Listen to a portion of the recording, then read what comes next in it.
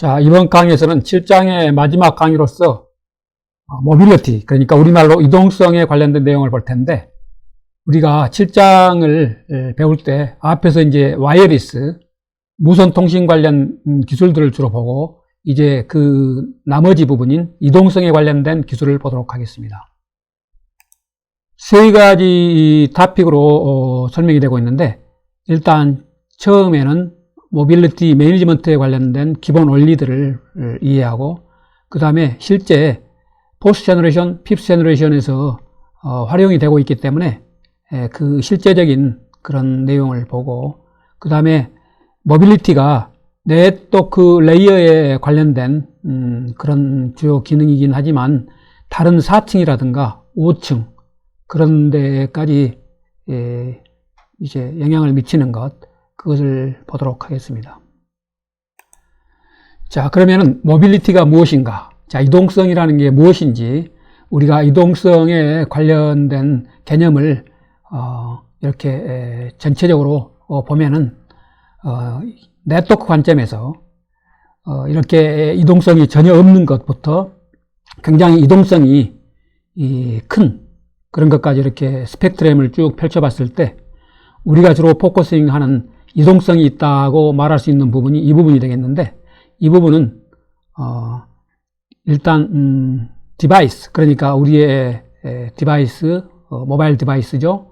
휴대폰이라든가 노트북을 생각하면 되겠는데, 이것이 AP들, 액세스 포인트들을 이제 바꿔가면서 다른 액세스 포인트로 이동하면서 우리가 연결을 이렇게 계속 트랜스포트 레이어의 어떤 TCP 커넥션이라든가 이런 것들을 계속 유지할 수 있는 것, 그런 것이 이제 이동성이 제공이 된다고 이야기할 수 있겠고, 이런 것이 이제 한 네트워크 서비스 프로바이더, 인터넷 서비스 프로바이더에 의해서 제공되는 그런 AP 간을 이동할 때 그런 이동성이 보장되는 그런 것부터 이제 이동성이 있다고 이야기할 수가 있겠습니다. 그리고 그것은 물론이고 더 이제 복잡한 경우인데, 이제 망 사업자가 틀린 경우에 우리가 이동을 하더라도 이렇게 계속 어떤 연결을, 예를 들면 TCP 커넥션이라든가 이런 것들을 사용할 수 있는 그런 것을 우리가 가장 높은 이동성이 있다고 이야기할 수가 있겠습니다. 그것에 비해서 이쪽은 이제 이동성이 없다고 우리가 이야기할 수 있겠는데, 가장 이동성이 없는 경우는 우리가 이제 노트북을 들고 또 스마트폰을 들고 와이파이 망에 접속했다가 DHCP를 이용해서 인터넷을 이용한 어떤 기본 설정을 해서 사용하고, 그 다음에 다른 곳으로 갔을 때는 또 재접속해서 사용하고 하는 것들은 우리가 같은 네트워크 접속점을 이용해서 한순간 거기서 사용하는 그런 것이 이동성이 없다고 이야기할 수가 있겠습니다. 자, 이런 경우는 네트워크를 우리가 이동을 하더라도 파워를 끄고 다시 켜고 하는 것처럼, 또는 와이파이 접속을 끊었다가 다시 연결해서 쓰는 것, 이것은 이동성이 없다고 이야기할 수가 있겠어요. 또 이동성이 이것보다는 있는 것처럼 보이지만 우리의 여기에 개념에서는 이동성이 아직 없다고 보는 이것도 이동성이 없는 건데, 예를 들면은 일단 같은 액세스 포인트에서 이렇게 이동을 하면서 우리가 와이어리스이기 때문에 이동하면서 쓸 수 있는데, 그것은 네트워크 접속점이 하나이고 그 접속점이 바뀐 게 아니기 때문에 그 한 네트워크 프로바이더, 인터넷 서비스 프로바이더의 액세스 포인트, 똑같은 액세스 포인트 내에서 비록 우리가 피지컬리 움직이면서 하더라도 그건 이동성이 없다고 이야기할 수가 있겠습니다. 이것은 네트워크 관점에서 네트워크 접속점이 그대로 현재 고정되어 있기 때문에 이동성이 없다고 이야기할 수 있겠고, 아까 이야기했던 것처럼 그 이후로 다른 이제 액세스 포인트를 바꿔가면서라든가 다른 사업자 ISP를 바꿔가면서라든가 이런 것들은 전부 이동성이 있다고 이야기할 수가 있겠습니다. 그렇더라도 이제 계속 이동을 하면서 사용할 수 있는 그런 경우가 되겠어요. 자, 여기서는 이제 우리가 이 이동성을 쉽게 이해하기 위해서 실제 이런 경우를 생각해 보죠. 여기에 이제 밥이 앨리스가 어디 있는지, 어디로 이동을 했는지, 앨리스가 계속 지금 어떤 세계 일주 여행이라든가 그런 걸 하면서 이동을 한다고 가정해 봅시다. 그랬을 때 그것을 가지고 이제 우리가 이동성에 대한 이해를 쉽게 하려고 하는 건데, 우선 여기에 앨리스가 이동을 할 때 그 앨리스의 위치라든가 이런 주소 이런 것들 어떻게 이 앨리스의 친구들이 알 수 있는 건지, 그랬을 때 이제 여러 가지 방법이 있겠지만 그 중에 이제 이런 방법이 있죠. 앨리스 부모님의 어떤 주소를 아는 거라든가 또는 전화번호를 알 때 우리가 거기 연락을 해서 앨리스의 연락처를 파악해서 우리가 연락을 취할 수 있겠고, 또 다른 방법으로는 이제 소셜 네트워크 서비스 중에 하나인 페이스북이라든가 다른 소셜 네트워크 서비스를 이용해도 되겠는데, 거기에 어떤 연락할 수 있는 방법이 있고 또 거기에 메시지를 보낼 수 있는 기능이 있기 때문에 그런 방법을 통해서 또 우리가 앨리스하고 접속을 할 수가 있겠습니다. 자, 여기서 중요한 것은 이 부분을 조금 주의 깊게 봐야 되는데, 우리가 알고자 할 때 그녀의 이 앨리스의 집에 연락을 해서 정보를 얻는다. 이 부분이 실제 우리가 포스트 제너레이션, 핍스 제너레이션에서 활용하고 있는 실제 우리 이동통신 서비스에서 로밍 서비스 할 때 활용하고 있는 방법이기 때문에 이 부분을 조금 주의 깊게 보면 되겠어요. 우리가 쓰는 방법은 앨리스의 부모님들한테 그것이 홈이 되겠어요. 홈. 그쪽에 이제 정보가 있기 때문에 거기에 연락을 해서 이제 우리가 정보를 받고, 또는 거기에 연락해서 정보를 우리가 다른 뭐 통신 수단이 없고 오직 편지만 가지고 정보를 교환하던 과거의 시대를 생각해 보면은 다른 채널이 없다고 가정하기 위해서 옛날을 생각하면 되겠죠. 그런 경우에는 이제 부모님한테 연락해서 부모님이 이제 부모님이 이제 그때는 전화가 없다고 가정하죠.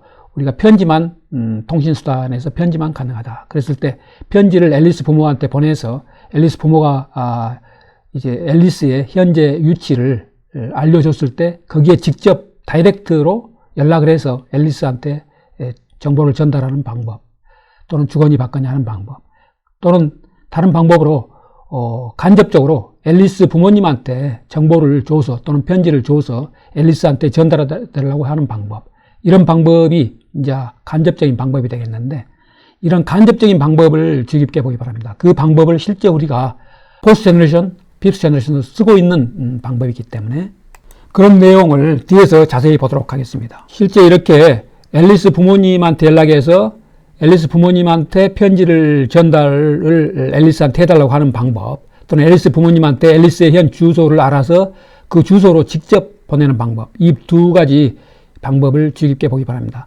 우리가 실제 사용하고 있는 것은 앨리스 부모님한테 우리의 어떤 편지, 이 데이터그램이라고 생각할 수 있겠는데, 그것을 보내서 거기서 이제 전달을 하는, 앨리스한테 전달하는 그런 방법, 인다이렉트 방법을 쓰고 있는데, 뒤에서 실제 우리가 포스트 제너레이션에서 쓰고 있는 방법이 뒤에서 자세히 소개가 되고 있기 때문에 거기서 자세히 보도록 하겠습니다.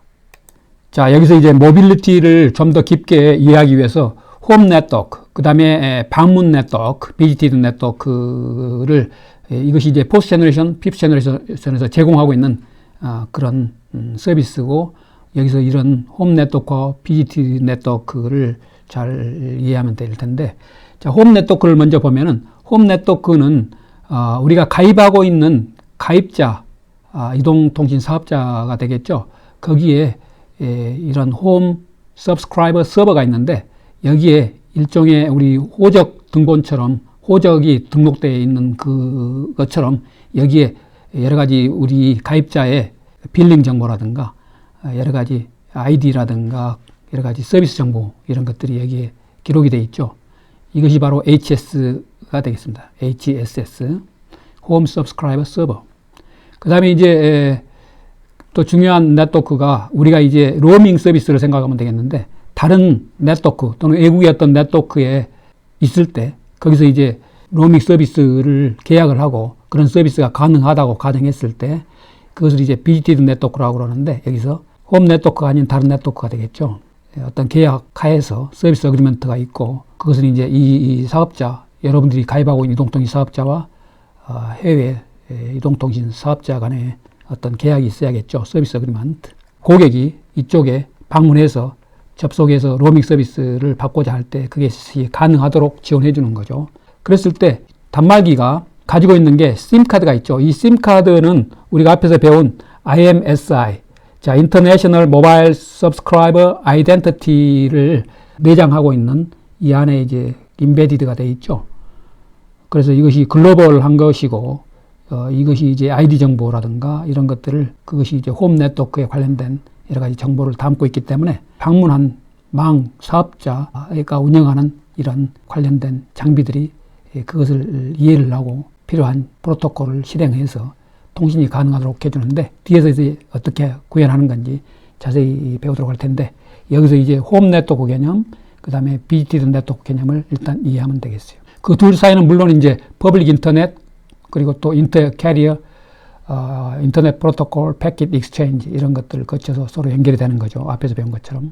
자, 여기서는 앞에서 배운 홈 네트워크하고 BGP 네트워크 그 개념을 가지고 좀 더 포괄적인 내용을 소개하고 있습니다. 여기서 포괄적이라는 것은 우리 이동통신뿐만 아니라 이동성이 보장되는 어떤 IP, 모바일 IP가 되겠는데, 모바일 IP는 아직 그 연구 단계에 있고 보편적인 서비스를 하고 있지는 않기 때문에 여기서 주로 포스트 제너레이션, 피프스 제너레이션 이동통신 사업자가 제공하는 그런 서비스가 전 세계적인 글로벌 서비스로 이용되고 있기 때문에 그런 서비스를 주로 중점적으로 보도록 하겠습니다. 그렇지만 그림이 일반화된 이동 IP까지 고려하다 보니까 좀 무리가 있는 부분이 있는데, 그런 부분은 조금 미리, 예를 들면 퍼머넌트 IP 주소 이런 것들은 삭제를 했는데, 우선 이 내용을 포스트 제너레이션, 피프스 제너레이션 위주로 쭉 보도록 하겠습니다.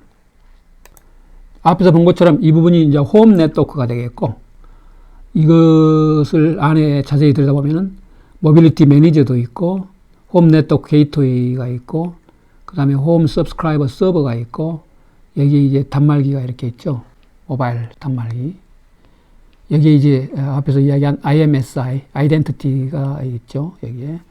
그 다음에 이제 BTD 네트워크가 여기 있고, 거기에 게이트웨이, BTD 네트워크 게이트웨이가 되겠고, 모바일, 거기도 마찬가지로 모빌리티를 관리해주는 모빌리티 매니저가 있고, 뒤에서 이제 자세히 나올 테니까 이 부분은 뒤에서 보도록 하고, 여기에 이제 NAT를 쓰고 있죠. 그래서 이 BTD 네트워크 게이트웨이가 NAT 기능을 제공하고 있기 때문에 거기서 프라이빗 IP 주소를 이렇게 받을 수 있죠. 자, 이쪽으로 이제 방문하고 있는 거예요. 여기에 등록이 되어 있지만 이게 홈이죠. 홈 네트워크. 방문한 네트워크, BTD 네트워크. 이 로밍 서비스를 해서 방문을 하고 있다. 그렇게 생각하면 되겠어요. 자, 여기서 이제 변하지 않는 것은 IMSI 이 부분이 바뀌지 않았죠. 여기도 마찬가지로 IP 주소는 NAT IP 주소, 여기 홈 네트워크 게이트웨이가 제공하는 그것을 가지고 서비스를 받고 있겠죠. 자, 그 다음에 여기서 이제 우리가 어떤 경우를 생각하냐면 correspondent, 이것은 이제 이 단말기를 소유하고 있는 여러분이라고 생각하면 되겠는데, 여러분과 통화를 하고자 하는 또는 연락을 하고자 하는 그런 통신을 하고자 하는 그런 것을 생각하면 되겠어요. 자, 이 부분은 이제 다른 우리가 전화를 건다면은 다른 이제 친구라든가 여러분의 친구가 전화를 로밍 서비스를 받고 있는 여러분한테 전화를 거는 경우, 또는 뭐 데이터그램을 주거니 받거니 하는 그런 경우를 생각하면 되겠어요. 이것은 이제 퍼블릭 또는 프라이빗 망을 통해서. 자, 이것을 단계적으로 보면은 먼저 등록을 봐야 되겠는데, 이 등록을 해야 여러분이 어디에 있는 건지 그것을 이제 알 수가 있겠는데, 자, 이런 식으로 이거 순서를 적어놨죠. 1번, 2번. 자, 회에 로밍 서비스를 회에 가서 이제 받고 있는데, 이것은 이제 비지드 네트워크가 되겠죠. 방문한 망. 자, 먼저 방문한 망에 이렇게 접속을 해야겠죠. 접속 않고 가만히 이 휴대폰이 아무 접속도 않는다면은 그것은 이제 완전히 분리되어 있기 때문에 통신을 할 수 없겠죠.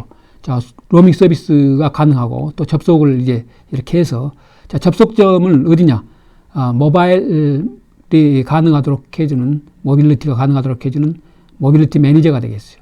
자, 이것이 이제 이쪽과 접속을 해서 결합을 해서 모바일의 어떤 아이디 아까 앞에서 본 심카드가 있기 때문에 심카드가 제공하고 있는 IMSI 정보를 받아서 그러면은 어떤 나라에서 온 어떤 통신 사업자의 가입자인지 또 이 가입자 이제 연결을 해서 이 가입자의 정보를 받아오는 거죠. 모빌리티 매니저가. 그래서 여기 써진 것처럼 BTD 모빌리티 매니저하고 연결을 먼저 하는 게 첫 번째 단계죠. 그러면 두 번째 단계는 이 모빌리티 매니저가 그 방문한 망의 모빌리티 매니저죠. 이것이 내가 가입하고 있는 홈 서브스크라이버 서버에 여기에 등록된 정보, 나의 정보가 있겠죠. 거기에 이제 로밍 서비스도 가능하고 하는 여러 가지 나의 아이디라든가 또 빌링 정보라든가 또 앞에서 본 그런 여러 가지 또 정보들이 있기 때문에 콜옵터비 서비스 이런 것들이 있기 때문에 그걸 가지고 받아서 필요한 정보를 여기서 이용하겠죠. 그때 한편으로는 이제 어디에 있는 건지 어느 방문하고 있는 망이 어떤 것이고 그런 것들을 홈 서브스크라이버 서버가 또 등록을 하는 게 기록을 하는 겁니다. 그래서 서로 아는 거죠. 어디에 모바일이 어디에 있는 건지 이것이 그다음에 이것은 또 이것이 어떤 아이디인지 구체적인 정보를 이렇게 받았고 자 그렇게 되면은 이제 결과적으로 이 방문한 모빌리티 매니저가 되겠죠. 이것이 모바일에 대해서 확실하게 알고 또한 홈 서브스크라이버 서버 HSS는 이제 모바일의 현재 위치를 정확히 알고 있겠죠. 자, 여기서 이제 인다이렉트 라우팅을 통한 모빌리티 제공하는 것을 보면은 먼저 코레스폰던트 통신을 하고자 하는 사람이죠. 그런 단말기 홈 어드레스로 데이터그램을 목적지 주소로서 보내면은 홈 주소가 되죠. 그걸 보내면은 그것을 이제 두 번째 단계에서 자, 여기 두 번째 단계에서 뒤에서 자세히 배우겠지만 이 홈 게이트웨이하고 BTD 네트워크 게이트웨이 사이에 이렇게 터널이 형성이 되는데 그건 뒤에 자세히 배우겠지만 먼저 여기에 있는 내용을 순서대로 쭉 보도록 하겠습니다. 이 홈 게이트웨이가 이거죠. 데이터그램을 받아서 그 다음에 이것을 포워딩 해준다. 터널을 나중에 이제 터널을 어떻게 만들고 하는 건지 뒤에서 보겠지만 터널을 이용해서 여기에 보내면은 마찬가지 터널을 이용해서 또 이 IP 주소 여기 있죠. NAT IP 주소를 갖고 있는 이 모바일한테 전달을 해준다. 자 여기서 세 번째 단계를 보면은 터널을 통해서 받았죠. 그 데이터그램을 이 BTD 게이트웨이 라우터가 모바일한테 이렇게 포워딩을 해주겠습니다. 여기서도 마찬가지 이 터널이 쓰이는데 뒤에서 보도록 하겠습니다. 자, 그 다음에 네 번째 단계로는 두 가지 방법이 있을 수 있겠는데 인다이렉트하게 간접적으로 홈 네트워크 게이트웨이를 통해서 이렇게 코레스폰던트한테 리플라이 하는 방법. 이제 리플라이 하는 경우인데 이렇게 바로 BTD 네트워크 게이트웨이에서 코레스폰던트로 바로 하는 방법이 있는데 실제 우리가 쓰는 것은 이 인다이렉트 방법을 쓰고 있겠어요. 자, 그래서 이 방법을 다이렉트 하는 이 방법은 생각보다 복잡하기 때문에 우리가 인다이렉트 방법을 쓰고 있다.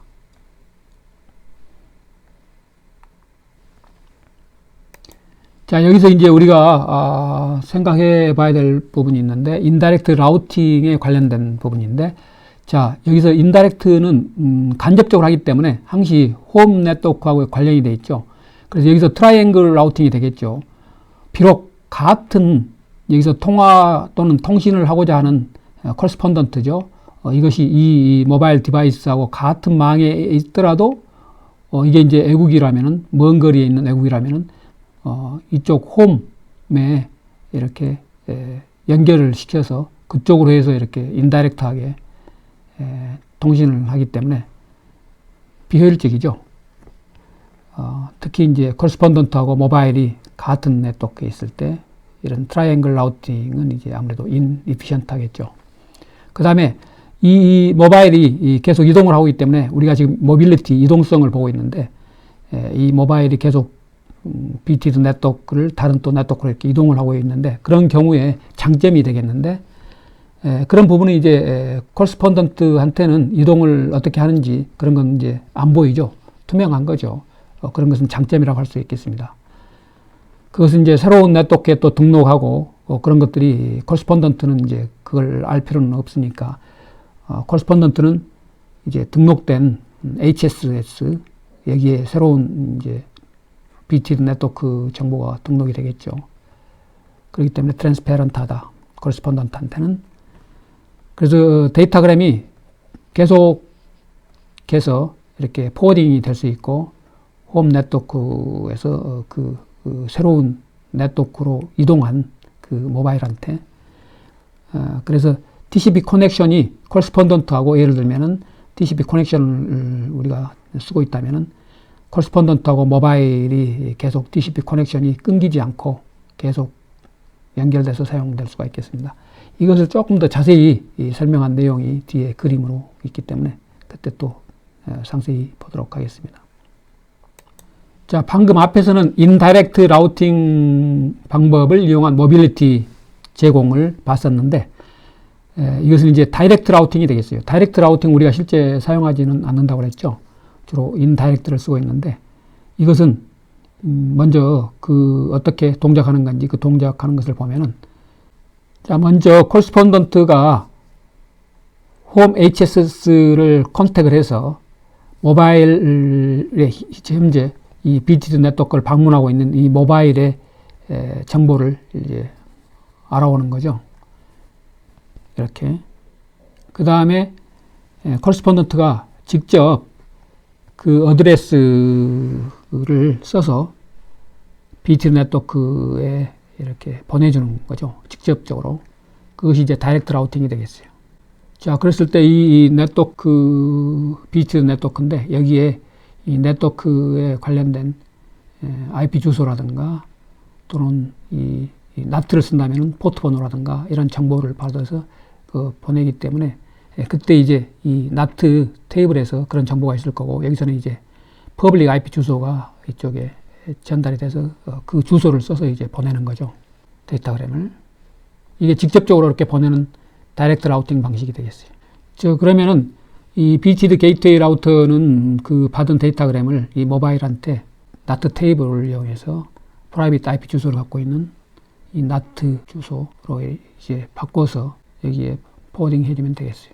여기서도 마찬가지로 우리가 다이렉트 라우팅에 이런 방식을 써서 모빌리티를 제공했을 때 어떤 장점과 단점을 따져보면은 이것은 이제 장점이라고는 할 수 있겠는데 트라이앵글 라우팅이 이제 굉장히 비효율적이었죠. 그렇지만 직접 하기 때문에 그것은 이제 그 비효율성은 극복할 수 있지만은 이런 단점이 있다. 어떤 거냐면은 이 코레스폰던트한테 트랜스퍼런트 하지 못하다, 투명하지 못하다. 그것은 이제 방문한 네트워크의 정보, 거기에 IP 주소, 그것이 이제 care of address가 되겠는데 그 방문한 곳에 그것의 주소, 그것이 이제 코레스폰던트는 그것을 이제 알아야 되고 하기 때문에 홈 에이전트를 통해서 그걸 알아야 되기 때문에 non transparent한 점이고 그 다음에 이제 BT 네트워크에 그 상태에 머물러 있는 게 아니라 계속 모바일이 이동을 하고 있기 때문에 변경되는 거죠. 그랬을 때 그것을 핸들링 하기가 굉장히 복잡해진다. 그래서 굉장히 컴플렉시티가 올라가기 때문에 복잡성이 올라가기 때문에 이 다이렉트 라우팅 대신 인다이렉트 방식을 쓴다.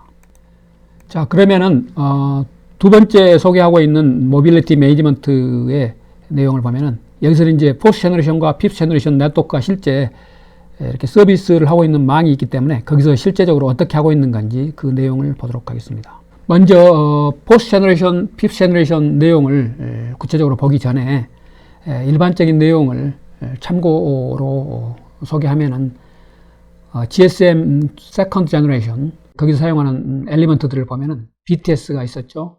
Base Transceiver Station, 그 다음에 BSC, Base Station Controller가 있죠. 그 다음에 MSC, 이건 이제 모바일 스위칭 센터가 되겠고, 자, 이것이 이제 사용자 인증이라든가 과금, 콜 설정, 핸드오프 이런 것들을 이제 우리 전화, 주로 이제 전화 서비스를 위해서 그런 것을 했는데, 자, 3GPP가 Third Generation Partnership Program 여기서 이제 표준화한 third generation, 그 다음에 fourth generation, fifth generation을 보면은 third generation에서 이제 주로 사용하는 거기에 엘리먼트들을 보면은 UMTS, Universal 이제 모바일 텔레커뮤니케이션 서비스가 되겠고, 이것은 그 다음에 BTS, RANC 이런 엘리먼트들이 사용되고, 라디오 네트워크 컨트롤러가 되겠어요. 이것은 이제 다른 용어로 노드 B는 이제 베이스 스테이션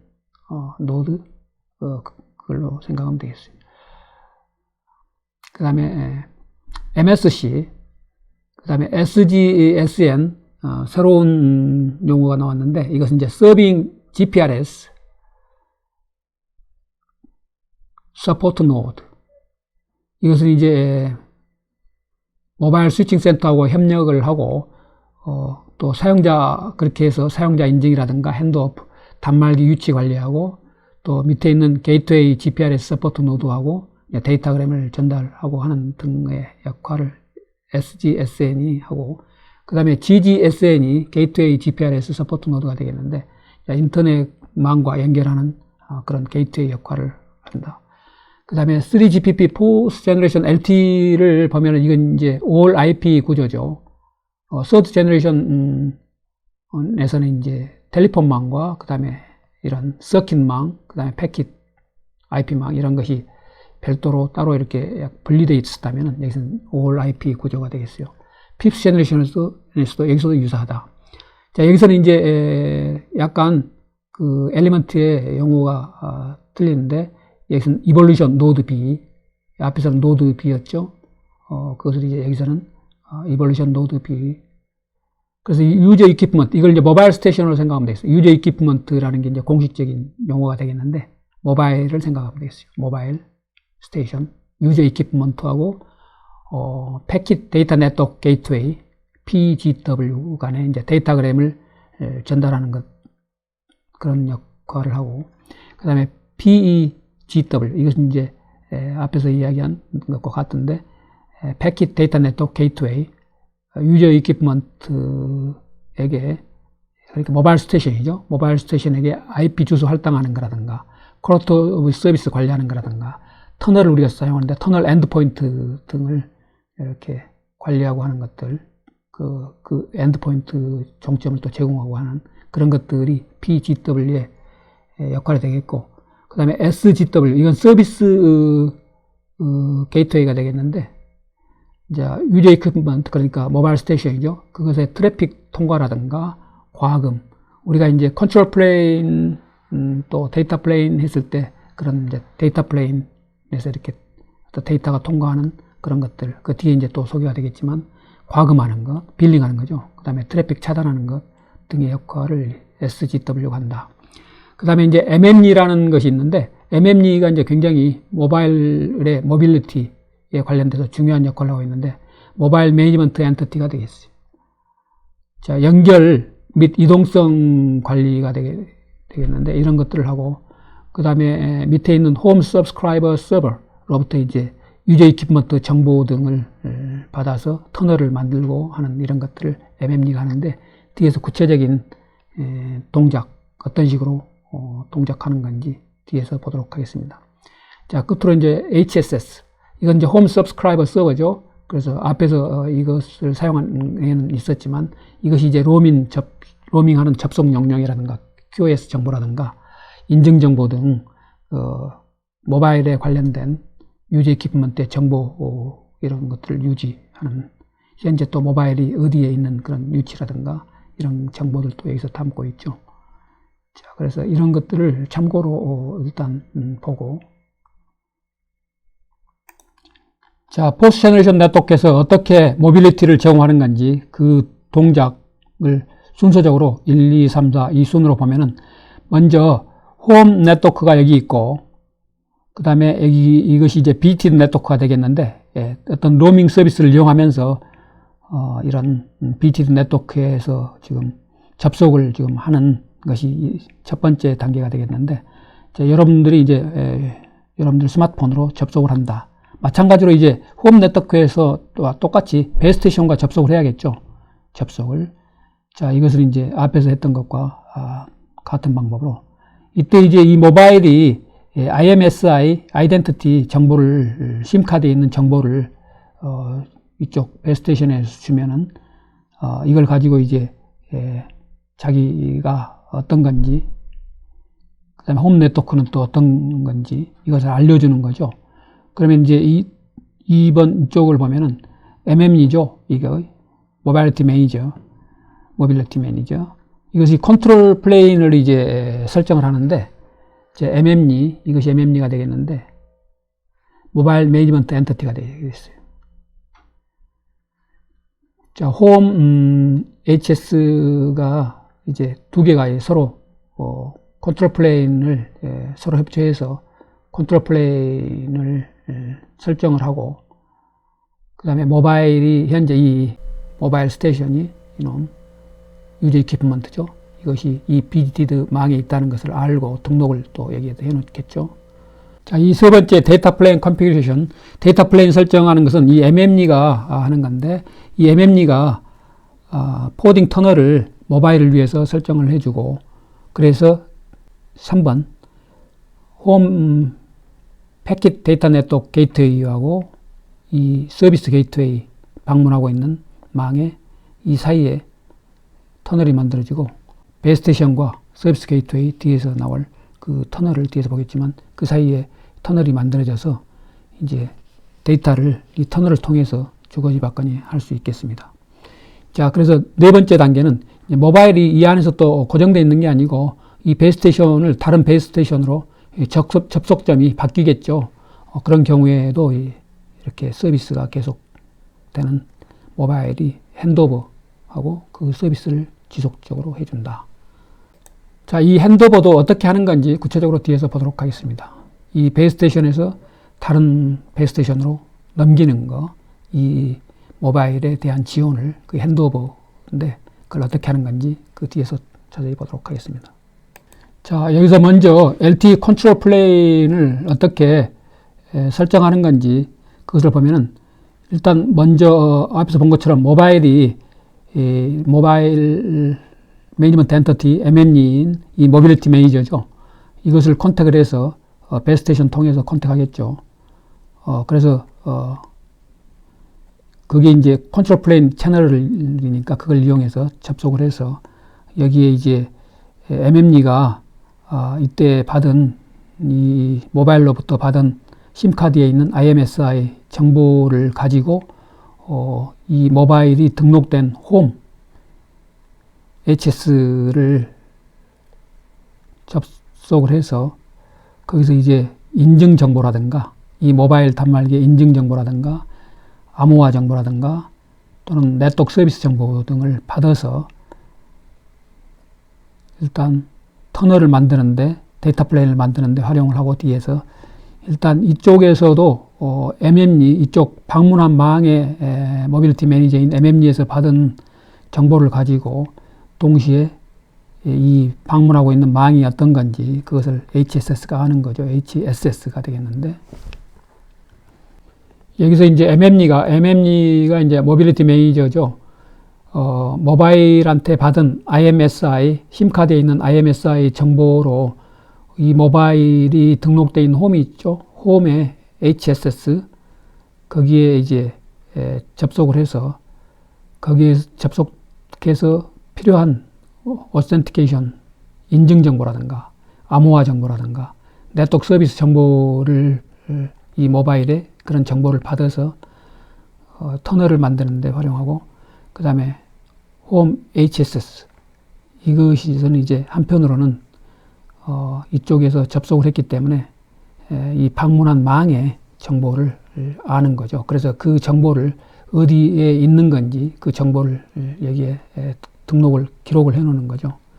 그 이후에 이제 베이스테이션과 모바일이 이제 데이터 플레인 라디오 채널을 만들기 위해서 필요한 파라미터를 선택을 해서 설정을 하고 이런 일을 한다. LTE 컨트롤 플레인 엘리먼트를 이렇게 설정한다. 그런 내용이 되겠고. 자, 여기서는 이제 그 다음 단계로 이 모바일을 위해서 데이터 플레인 터널을 어떻게 설정하는 건지 보도록 하겠습니다. 자, 먼저 여기에 이것이 이 터널이 되겠어요. 터널이 여기 있고 여기 있죠. 자, 먼저 서비스 게이트웨이가 여기 있죠. 방문한 망의 서비스 게이트웨이. 여기 베이스테이션. 이 사이에 터널이 있는데 그것이 이제 만들어지는데 이 안에서 단말기가 이동을 하더라도 그때 이제 이 터널이 자, 이쪽으로 이렇게 만들어지겠죠. 그 핸드오버 할 때 다시 보겠지만 그러면은 여기서는 이제 엔드포인트, 이게 엔드포인트가 되겠는데 그 IP 주소가 있겠죠. 여기 IP 주소만 바뀐다. 그래서 이 베이스테이션의 IP 주소에서 이 다른 이동한 다음 넥스트 베이스테이션의 IP 주소 그것이 엔드포인트 IP 주소가 되겠는데 그것만 바뀌고 나머지는 똑같기 때문에 이렇게 편리하게 그 터널을 이용해서 데이터그램을 주거니 받거니 하겠습니다. 그 다음에 이제 서비스 게이트웨이하고 홈 패킷 데이터 네트워크 게이트웨이 사이에 터널이 만들어지는데 여기서는 이제 이렇게 하면 인다이렉트 라우팅이 되겠죠. 이것을 통해서 이렇게 패킷을 주거니 받거니 한다면 그 다음에 여기서 이제 GTP라는 것이 있는데 GTP는 GPRS 터널링 프로토콜의 약어가 되겠는데 우리가 앞에서도 간단히는 나왔지만 GPRS 터널링 프로토콜인 GTP를 이용해서 이제 터널이 만들어지고 그래서 그렇게 만들어진 터널을 이용해서 여기에 스트리밍 서버가 있죠. 그래서 이 스트리밍 서버하고 데이터를 주거니 받거니 하겠습니다. 그래서 여기서 이제 인캡슐레이션해서 GTP 이 프로토콜을 이용해서 인캡슐레이션해서 그것이 이제 UDP 이것이 이제 5층에 있는 거고 그 다음에 UDP 4층에 그 다음에 3층에 IP 데이터그램으로 만들어져서 데이터그램이 주거니 받거니 하겠습니다.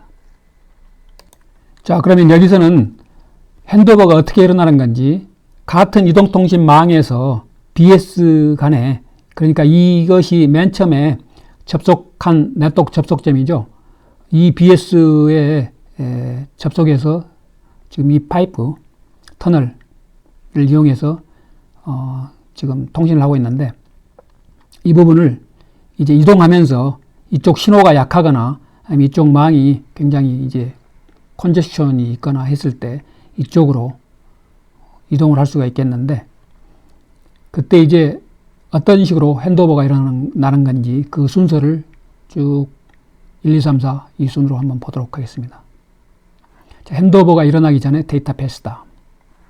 거기에 있는 것들이 어떤 엔터티가 있는 건지 서비스 게이트웨이가 있고 PGW 패킷 데이터 네트워크 게이트웨이죠. 이것이 있고 자, 이 부분은 이제 홈의 홈 네트워크의 PGW가 되겠고 자, 여기서 이런 식으로 핸드오버가 일어날 때 자, 데이터 패스 애프터 핸드오버 어떤 식으로 여기서 이렇게 이동하는 건지 그것을 순서적으로 보도록 하겠습니다. 첫 번째, 현재 BS가 이거죠. 이걸 소스 BS라고 하고 이걸 타겟 BS라고 우리가 명명을 한다면 소스 BS가 타겟 BS를 선택을 한다. 그러니까 이렇게 핸드오버 할 때는 그 중요한 역할을 하는 주체가 현재 지금 통신하고 있는 소스 BS가 되겠어요. 여기서 이제 이 모바일 단말기가 현재 이제 비콘 정보를 쭉 받고 있으니까 1초에 한 번 또는 0.5초에 한 번씩 이렇게 받고 있는 정보가 있기 때문에 그 비콘 정보를 쭉 받고 있고 하니까 그 신호의 세기 이런 것을 알고 그것을 이제 레포트 하는 거죠. 그리고 다른 주변에 베이스테이션에서 오는 정보도 받아서 그 세기도 이렇게 알려주니까 이게 현재 상대적으로 얼마만큼 이 신호가 약하고 하는 것을 이 소스 BS가 판단을 하는 거죠. 이 알고리즘에 대해서는 자세한 건 표준으로 안 되어 있기 때문에 이제 구현하는 것은 사업자마다 약간 차이는 있겠지만 이렇게 리퀘스트를 보내는데 핸드오버 리퀘스트가 되겠는데 그걸 타겟 BS한테 이제 판단해서 핸드오버 하는 게 좋겠다고 판단이 되면은 이렇게 핸드오버 리퀘스트 메시지를 보낸다. 그러면은 타겟 BS가 일단 통신을 위한 채널, 라디오, 타임 슬롯 등 리소스를 얼로케이션 하고 미리 이 핸드오버 리퀘스트에 대한 어크날레지를 보내는 거죠. 이제 모바일한테 필요한 그런 정보가 있다면 그것을 이제 넣어서 같이 이제 보내주면은 이제 세 번째 그 소스 BS가 모바일한테 새로운 타겟 BS에 대한 정보를 알려주는 거죠. 그러면 이제 모바일은 이거 현재 이제 새로운 BS한테 이제 보낼 수 있겠는데, 핸드오버가 모바일한테는 현재 끝난 것처럼 보이지만 완전히 끝난 건 아닌데, 그 다음 단계들을 뒤에서 이루어지는 다음 단계들을 쭉 보도록 하겠습니다. 그러면은 네 번째 단계에서는 소스 BS가 이쪽에 보내는 걸 이제 스톱하고 대신 이쪽으로 포워딩을 해서 타겟 BS한테 보내면은 타겟 BS가 이제 이쪽 모바일과 접속이 이미 돼 있기 때문에 거기에 이제 포워딩을 해줍니다. 도착하는 데이터그램 패킷들을 여기에 이미 할당된 리소스 라디오 채널을 이용해서. 자, 그러면은 그 이후에 이 파이프가, 이 빛 파이프, 이 터널이죠. 이것이 이쪽으로 바뀌어야 되는데, 이 MME가 이것을 하는데, 타겟 BS, 타겟 베이스 스테이션이 MME한테 그것을 레포팅하고 자기가 이제 이 모바일을 상대하는 베이스 스테이션이라는 것을 알리고, 그러면은 그것을 이제 MME가 이 서비스 게이트한테 또 알리고, 그래서 채널의 엔드포인트 이쪽 엔드포인트를 이제 바꾸라고 알리면은 새로운 타겟 BS의 IP 주소가 되겠죠. 그걸 알리면은 이제 그렇게 이렇게 바뀐다, 이렇게. 그래서 이쪽은, 다른 쪽은 이제 변함없이 그대로고 이쪽만 바뀌는 거죠. 그래서 편리하게 이렇게 핸드오버가 이루어지겠습니다. 그러면 이제 타겟 베이스 스테이션이 어크날레지를 소스 BS한테, 베이스 스테이션한테 보내고, 그런 식으로 해서 핸드오버가 이제 완성이 되는 거죠. 완료가 되면 소스 BS는 이제 여기 할당된, 이 모바일을 위해서 할당된 리소스를 릴리스 한다. 그러면 이제 모바일의 데이터그램이 이 새로운 터널을 통해서 주거니 받거니 하게 되는 거죠. 자, 여기서는 이제 끝으로 우리가 정리하면서 우리가 와이어리스 기술, 그 다음에 모빌리티 이런 기술을 봤는데, 자, 이런 기술들이 주로 이제 3층과 관련되는데, 네트워크 관련되는데, 그쪽 측면에서 이제 훑어봤지만, 4층이라든가 5층에 어떤 미치는 영향은 없는 건지, 그걸 한번 생각해 봐야 되겠는데, 물론 이제 미치는 것은 이제 가급적이면 이제 논리적으로는 우리가 레이어드 아키텍처이기 때문에 최소가 되겠지만, 분석을 해보면은, UDP니 또 다른 IP니 이런 것들이 이제 최선을 다해서 전달하는 서비스, 그런 프로토콜들이기 때문에 어떤 미치는 영향이 많지는 않으리라고 생각되지만, 우리가 몇 가지를 따져보면은 TCP하고 UDP를 우리가 그대로 와이어리스하고 모바일에서도 쓸 수 있는데, 그런데 퍼포먼스 측면에서 우리가 심각히 고려해 봐야 될 부분이 있는데, 예를 들면은 패킷이 손실되거나 또는 딜레이가 생기는 것이 와이어리스이기 때문에, 또 모바일이 지금 이동을 하는 모빌리티를 제공하고 있기 때문에 여기서 핸드오버라든가, 이 와이어리스이기 때문에 여기서 어떤 패킷이 어떤 프로파게이션 될 때 반사파라든가 또는 어떤 멀티패스라든가 또 다른 뭐 히든 터미널 프로블럼, 우리가 앞에서 봤던 것처럼 그런 문제가 있을 수 있으니까 패킷 로스라든가 딜레이가 아무래도 유선 환경보다는 상당히 안 좋겠죠. 그래서 패킷을 손실을 하는 거라든가 그런 것이 많으니까 또 링클레이에서 재전송하는 것들 때문에 또 생기는 딜레이라든가, 또 핸드오버 때문에 생기는 딜레이도 있을 거고, 핸드오버 때문에 그 와중에 생기는 어떤 로스도 있을 거고, 이런 것들을 우리가 TCP 프로토콜 쓰는 경우에 TCP는 어떤 구체적인 내용은 모르고 그런 로스에 대해서만 신경을 쓰고, 프로토콜이 그걸 이제 로스가 생긴 경우 컨제스션으로 간주를 하고, 그런 경우 컨제스션 윈도우를 줄이기 때문에 그 참고 사이즈를 줄이는 거죠. 우리가 앞에서 배운 것처럼.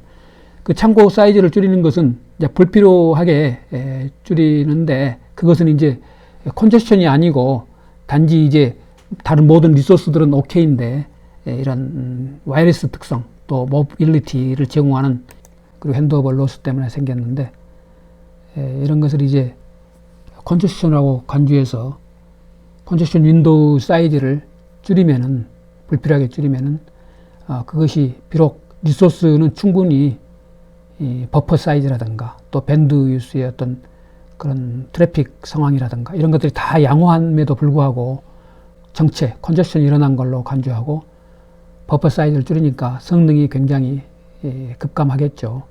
그런 경우에 이제 우리가 성능 측면에서 두 가지가 있죠. 딜레이하고 스루풋, 밴드위스. 이제 딜레이가 심해지니까 와이어리스하고 모빌리티를 제공하는 이런 서비스에서 리얼타임 트래픽에 영향을 상당히 안 좋은 영향을 주는 거고, 그런 서비스에. 그 다음에 밴드위스도 와이어리스 링크 같은 경우는 이제 그 리소스 자체가 부족하니까 이런 것들이 더 심각하게 컨저션 윈도우 사이즈를 줄임으로써 스스로 또 밴드위스를 더 적게 하니까 이런 것들이 퍼포먼스 측면에서 안 좋은 것들이라고 할 수가 있겠어요. 그래서 TCP가 그 무선 환경을 통과하는 건지 유선 환경을 통과하는 건지를 구별해 가지고 두 가지 망이 있죠. TCP가 유선 환경을 통과하면은 원래의 컨저션 컨트롤 알고리즘이 그대로 이제 원리가 적용이 되는 것이 문제가 없겠지만, 무선 환경의 경우는 우리가 앞에서 본 것처럼 잘못 판단한 경우가 있기 때문에 두 개를 분리해서 따로따로 각각을 이렇게 고려해 보는 것이 좋겠다. 그래서 성능을 그런 식으로 고려해서 올리는 것도 가능하다. 자, 이 정도로 해서 이것은 마무리하고, 앞에서 배운 챕터 7을 전체를 보면은 우리가 크게 두 가지 와이어리스 기술과 모빌리티 관련된 기술을 배웠는데, 자, 와이어리스 링크하고 네트워크 특성, 그걸 우리가 앞에서 공부했고, 그 다음에 와이파이 802.11 와이어리스 랜과 관련된 CSMA/A를 배웠고, 그 다음에 셀룰러 네트워크에서 포스트 제너레이션, 핍스 제너레이션, 서드 제너레이션 파트너십 프로그램인 3GPP가 표준으로 정한 4G LTE 이런 것들을 앞에서 배웠고, 그 다음에 모빌리티, 이동성 측면에서 그 기본 원리를 배우고, 그 다음에 포스트 제너레이션, 핍스 제너레이션에서 어떤 식으로 현재 실용화해서 사용하고 있는 건지, 서비스를 하고 있는 건지 그걸 배웠고, 그 다음에 끝으로 방금 배운 것처럼 4층이라든가 5층에 어떤 영향을, 모빌리티를 제공함으로써 영향을 미치는 건지, 또 와이어리스이기 때문에 어떤 영향을 미치는 건지.